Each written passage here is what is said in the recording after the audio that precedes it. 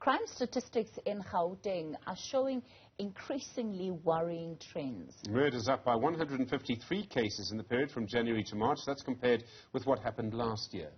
1,556 people were murdered.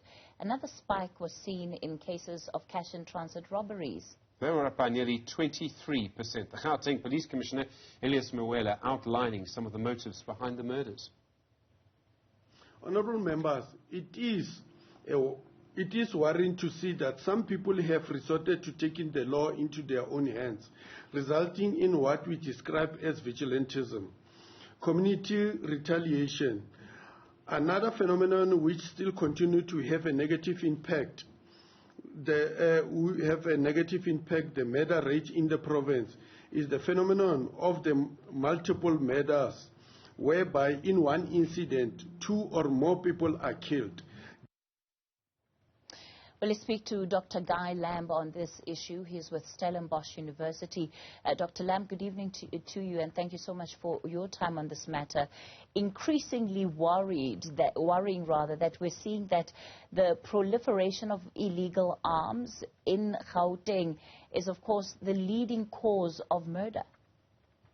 Absolutely. I mean, access to illegal firearms is the leading cause of murder throughout South Africa. And of course, the concern in Gauteng is that it's been tracking below Western Cape, KZN and Eastern Cape for a number of years, but it's slowly been creeping up over the past 3 to 4 years if you look at the sort of quarterly data. So we're looking at data that's been released for the period January to March.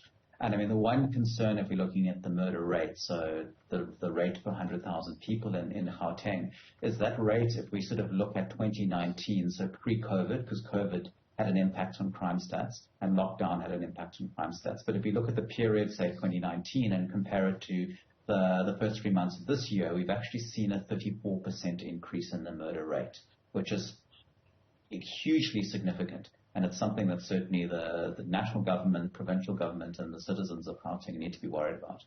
One of the things, of course, that often doesn't get, at least I think, enough attention is how illegal guns end up in the hands of ordinary citizens.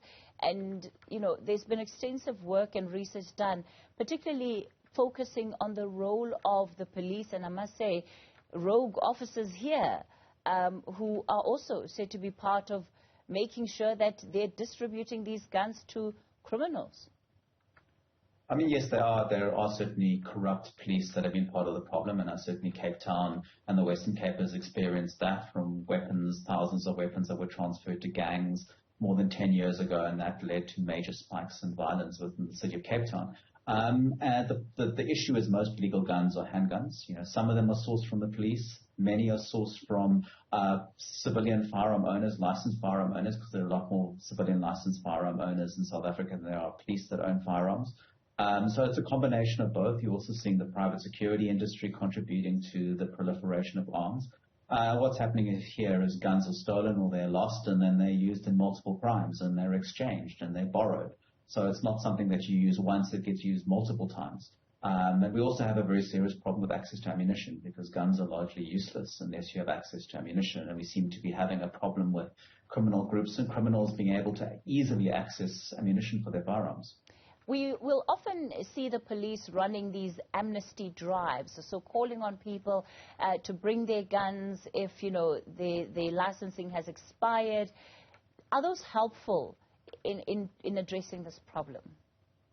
Well, what they do is they reduce the weapons that are available, reduce the risk of those weapons being stolen, because most of the weapons that are brought into amnesties and the amnesties target are inherited weapons or estate weapons. So someone who was a firearm owner has passed away and the weapon has remained within the household, and now there's a problem of the weapon is no longer licensed because the individual is no longer there. So that these weapons are vulnerable to be stolen or lost. So what happens is that's what these amnesties do. I mean, these amnesties don't target weapons that have been used in the commission of crime, because the weapons in amnesties are typically ballistics tested.